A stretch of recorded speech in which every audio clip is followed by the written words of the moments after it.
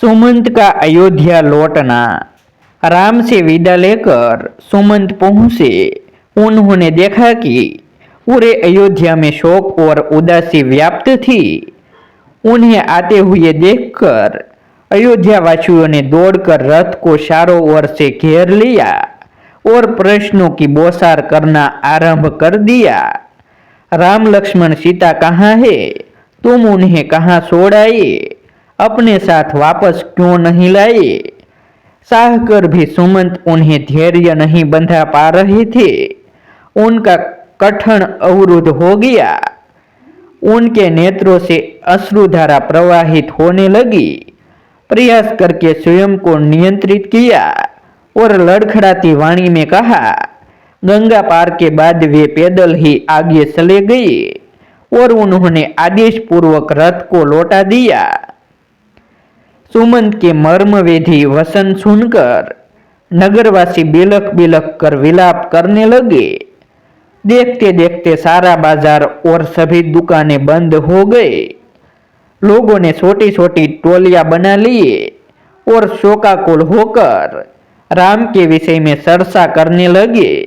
कोई कहता, राम के बिना अयोध्या सूनी हो गई है, हमें भी यह नगर छोड़कर अन्यत्र चले जाना चाहिए। कोई कहता, राम हमसे पिता की भांति स्नेह करते थे, उनके चले जाने से हम लोग अनाथ हो गए हैं। अन्य कोई कहता, यह राज्य अब उजड़ गया है, यहाँ रहने का अब कोई अर्थ नहीं है, चलो हम सब भी वन में चले।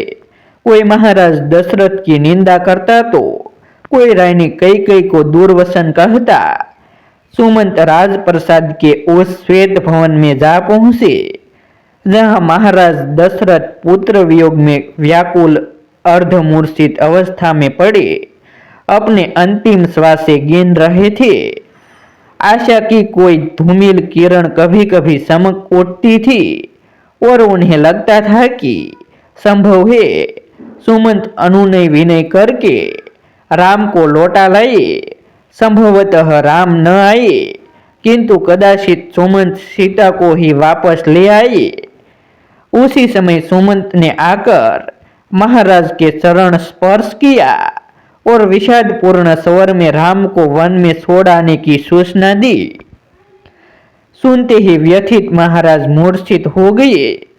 संपूर्ण महल में हाहाकार मच गया। महाराज को झकझोरते हुए कौशल्या ने कहा, यह आर्यपुत्र, आप चुप कैसे हो गए? बात क्यों नहीं करते?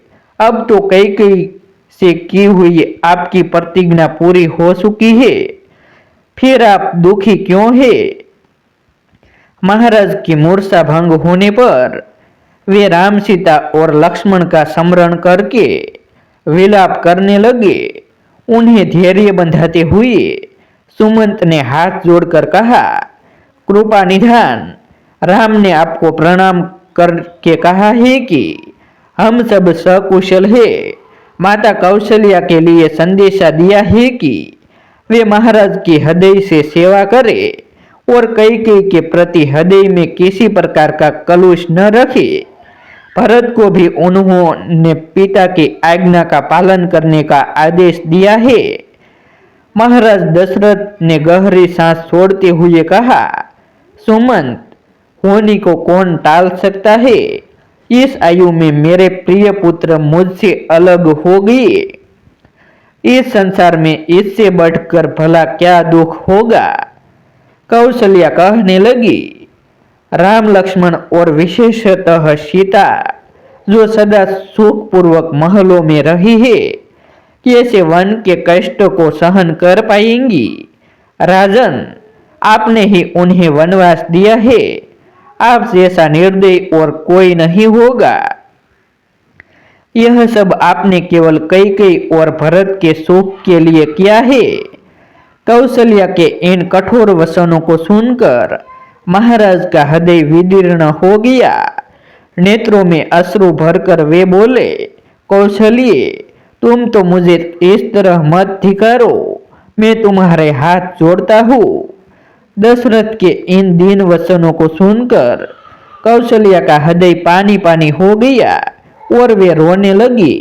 फिर दोनों हाथ जोड़कर वे बोली, हे आर्यपुत्र, दुख ने मेरी बुद्धि को हर लिया था, मुझे क्षमा करे। राम को यहाँ से गए आज 5 रात्रियां व्यतीत हो चुकी है, किंतु मुझे ये 5 रात्रियां 5 वर्षों जैसी प्रतीत हुई है। इसीलिए मैं अपना विवेक खो बैठी और ऐसा अनर्गल प्रलाप करने लगी। कौशल्या के वचन सुनकर राजा दशरथ ने कहा, कौशल्य, जो कुछ भी हुआ है वह सब मेरे ही कर्मों का फल है। सुनो, मैं तुम्हें बताता हूँ। रामायण का अगला भाग देखने के लिए हमारे YouTube चैनल सब्सक्राइब करें, वीडियो को लाइक करें और शेयर करें।